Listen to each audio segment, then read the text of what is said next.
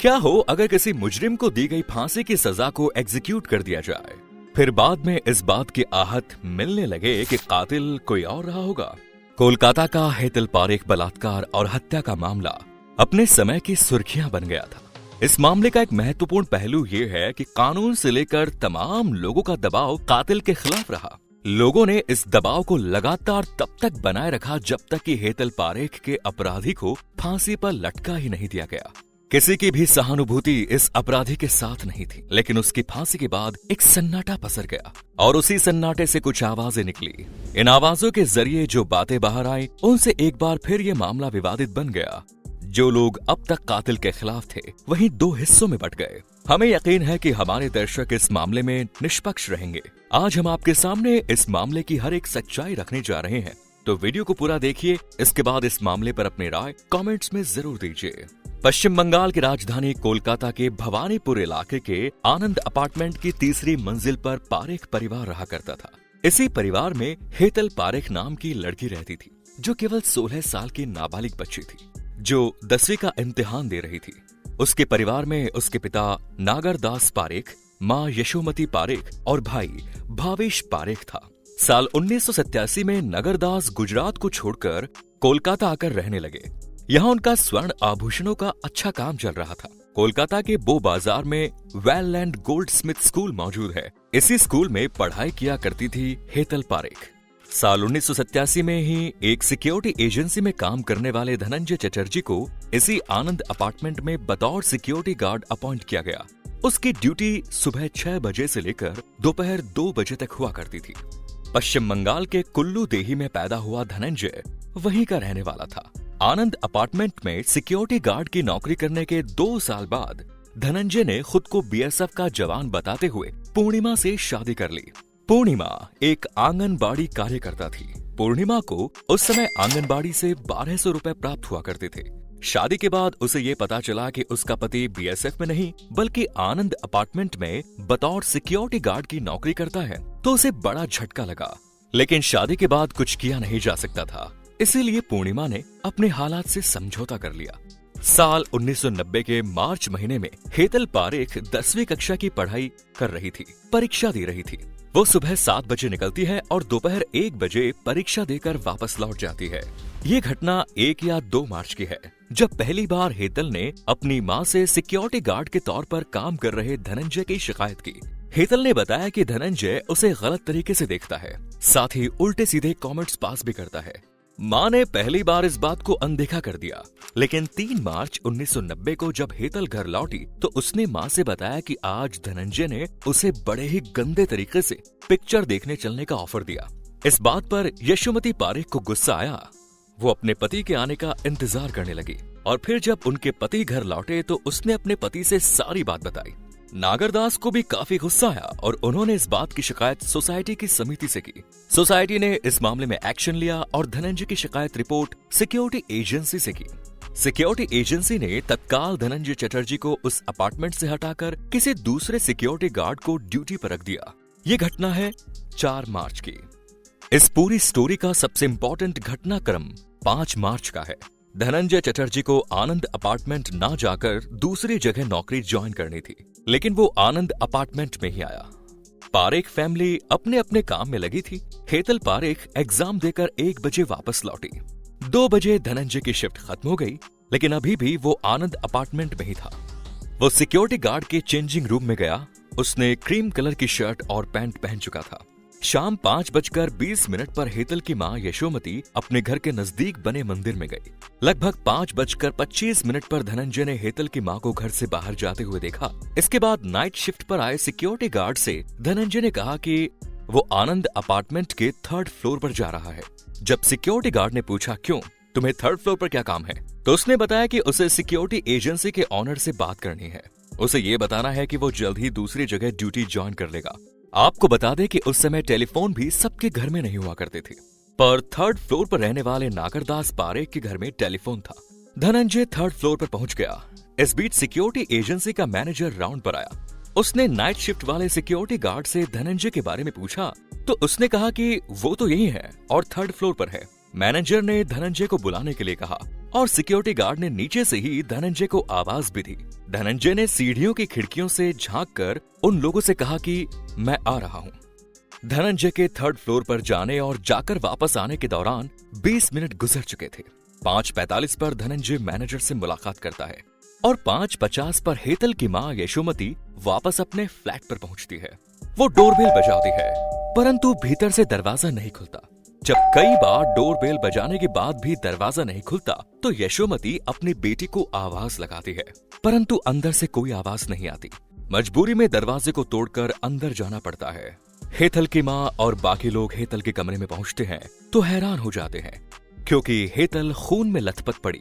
दुकान पर अपना काम छोड़कर हेतल के पिता और भाई भी आ गए। देखते ही देखते ये खबर बिल्डिंग में सब जगह पहुंच गई और लोग आने जाने लगे।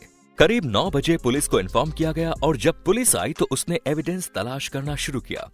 कुछ सर्कमस्टेंशियल एविडेंस जैसे खून के छींटे और दूसरी चीजें मिलने के बाद पुलिस ने हेतल की डेड बॉडी को अपने कब्जे में लिया और पोस्टमार्टम के लिए भेज दिया। पुलिस को यहाँ पर एक क्रीम कलर का बटन और सोने की चैन मिली। सोने की चैन को बिल्डिंग के सफाई वाले ने देखा और उसे अपना बता दिया। इसके अलावा हेतल के परिवार ने घर से एक घड़ी के गायब होने की सूचना भी पुलिस को दी। अब ये मामला देश और मीडिया की सुर्खियां बन गया। लोगों में धनंजय के खिलाफ जबरदस्त गुस्सा हो गया। वो उसकी फांसी की मांग कर रहे थे। 6 मार्च 1990 को पुलिस अपनी पूछताछ शुरू कर दी है। हेतल के पिता नागरदास धनंजय के खिलाफ नामजद शिकायत दर्ज कराते हैं। पुलिस धनंजय की तलाश करती है, पर वो कहीं नहीं मिलता। अब सिक्योरिटी एजेंसी के मैनेजर से बात की जाती है। मैनेजर पुलिस को बताता है कि धनंजय को 5 मार्च को दूसरी जगह ड्यूटी करना था, पर उसके घर में एक बच्चे का जनेऊ संस्कार था, जिसके चलते वो आनंद अपार्टमेंट में ही आ गया। रात को उसे अपने गांव जाना था, इसीलिए वो ड्यूटी पर अपना सामान लेकर आया और ड्यूटी के बाद आनंद अपार्टमेंट में ही रुका। हेतल की मां पुलिस को बताती है कि उसे लिफ्टमैन ने बताया कि उसने धनंजय को उसके अपार्टमेंट में जाते देखा। जब लिफ्टमैन से पूछताछ की गई तो उसने बताया कि धनंजय को उसने 3rd फ्लोर से नीचे जाते हुए देखा, पर हेतल के घर में एंटर करते हुए नहीं, क्योंकि उस समय वो वॉशरूम गया हुआ था। पीएम रिपोर्ट में हेतल के शरीर पर 21 बार चाकू के घाव थे। हेतल के साथ इंटरकोर्स के सबूत भी मिले। 12 मई 1990 को पुलिस ने धनंजय को उसके गांव से अरेस्ट कर लिया। धनंजय के घर की तलाशी में पुलिस को एक घड़ी और वो शर्ट भी मिल गई जो उस दिन धनंजय ने पहनी थी।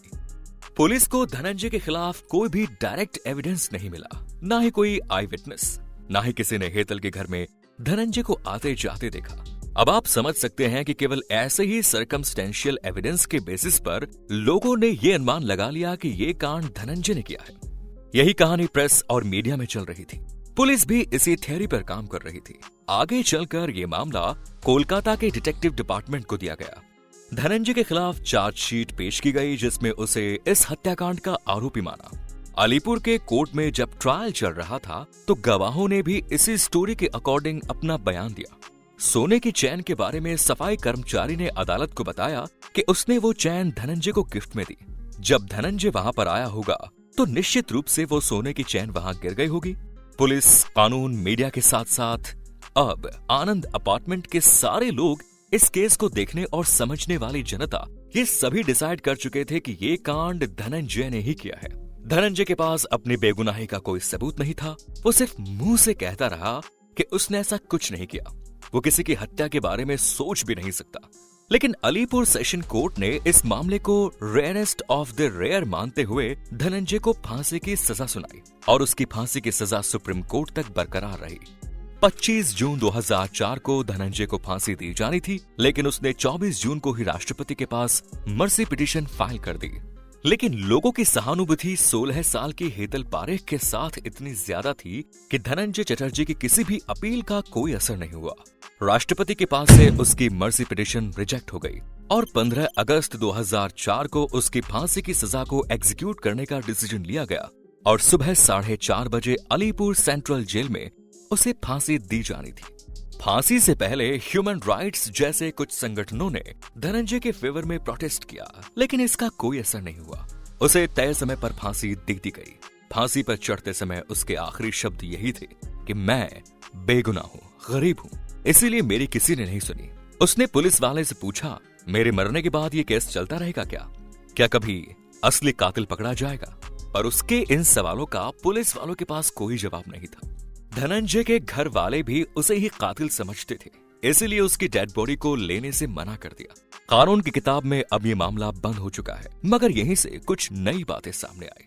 इंडियन स्टैटिस्टिकल इंस्टीट्यूट ने 2 स्कॉलर्स के साथ कुछ जर्नलिस्ट ने इस मामले को अब धनंजय के 4 इंटरव्यू से देखना शुरू किया।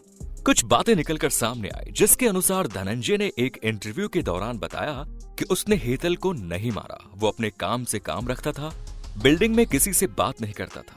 हाँ, लोग उसे कभी कभार कुछ रिपेयर करने या ऐसे दूसरे कामों के लिए बुला लिया करते थे। वो लोगों के इस तरह के काम कर दिया करता था। उस दिन वो 3rd फ्लोर पर जरूर गया, पर हेतल के कमरे की तरफ नहीं गया। एक ये बात भी निकलकर सामने आई कि धनंजय केवल 20 मिनट ही 3rd फ्लोर पर रहा। क्या ये संभव है कि इतने समय में वो लिफ्ट से ऊपर गया, हेतल के कमरे को किसी तरीके से खोलकर भीतर गया? उसने हेतल के साथ गलत भी किया। हेतल ने इसका विरोध किया होगा। पोस्टमार्टम में विरोध की बात सामने आई। फिर उसे 21 बार चाकू से मारा। निश्चित रूप से उसके शरीर पर भी खून के छींटे आए होंगे। तब धनंजय ने अपने कपड़े बदले। फिर बड़ा सवाल यह है कि दरवाजे को अंदर से बंद करके वो किस तरह बाहर निकला। जैसे ही नीचे से गार्ड ने उसे आवाज दी, वो तत्काल रिप्लाई भी करता है और नीचे चला जाता है। क्या ये तमाम काम कोई व्यक्ति केवल 20 मिनट में कर सकता है? पोस्टमार्टम में हेतल पारेख के साथ इंटरकोर्स की बात तो सामने आई, लेकिन हेतल ने संबंधों का विरोध किया होगा, ऐसा डॉक्टर को नहीं लगा। तब क्या ये संबंध हेतल की मर्जी से बने? कोर्ट में हेतल के साथ दुष्कर्म किए जाने को लेकर कोई बहस भी नहीं हुई। पोस्टमार्टम में जबरदस्ती के कोई एविडेंस भी नहीं मिले। हेतल के नाखूनों में जो ब्लड और स्किन के अंश मिले, उनका डीएनए धनंजय के डीएनए से मैच नहीं किया। धनंजय के हेतल के घर में जाने के कोई सबूत नहीं मिले, न ही कोई फिंगरप्रिंट्स। धनंजय के शरीर पर भी कोई ऐसे चोट के निशान या एविडेंस नहीं मिले जिससे ये पता चले कि हेतल ने अपने साथ हो रहे घटनाक्रम का विरोध किया होगा। फॉरेंसिक टीम इस बात को लेकर कंफ्यूज थी कि घटनाक्रम पर जो बटन मिला वो धनंजय की शर्ट का था या नहीं। पुलिस ने जो घड़ी धनंजय के घर से बरामद की, जब उसकी जांच की गई तो ये पता चला कि ये वो घड़ी नहीं थी जो हेतल के घर में लगी थी, यानी कि ये घड़ी धनंजय की अपनी घड़ी थी। क्योंकि हेतल के घर से चोरी हुई घड़ी के बिल का जब धनंजय के घर से मिली घड़ी के साथ मिलान किया गया तो घड़ी पर मौजूद सीरियल नंबर और बिल पर मौजूद सीरियल नंबर अलग अलग थे। हेतल के साथ घटी घटना के केवल 6 महीने में ही हेतल का पूरा परिवार अपना जमा जमाया बिजनेस, घर परिवार छोड़कर मुंबई शिफ्ट हो गया। पुलिस ने हत्या का जो उद्देश्य बताया वो ये था कि हेतल के पिता की शिकायत के आधार पर धनंजय का ट्रांसफर हो गया और इसी का बदला उसने हेतल से लिया। इस मोटिव को स्टैब्लिश करने के लिए जिन लोगों ने गवाही दी उनकी किसी न किसी रूप से धनंजय से दुश्मनी ही थी, क्योंकि धनंजय ने इसकी शिकायतें सोसाइटी से की, पर इन शिकायतों को अदालत के सामने नहीं रखा गया था, क्योंकि ऐसा करने से कत्ल का मोटिव कमजोर हो जाता। दोस्तों, हमने पूरी ईमानदारी से इस मामले को हेतल और धनंजय दोनों के पॉइंट ऑफ व्यू से आपके सामने रखा। अब इस मामले में आप क्या सोचते हैं, कमेंट्स में जरूर बताएं। धन्यवाद।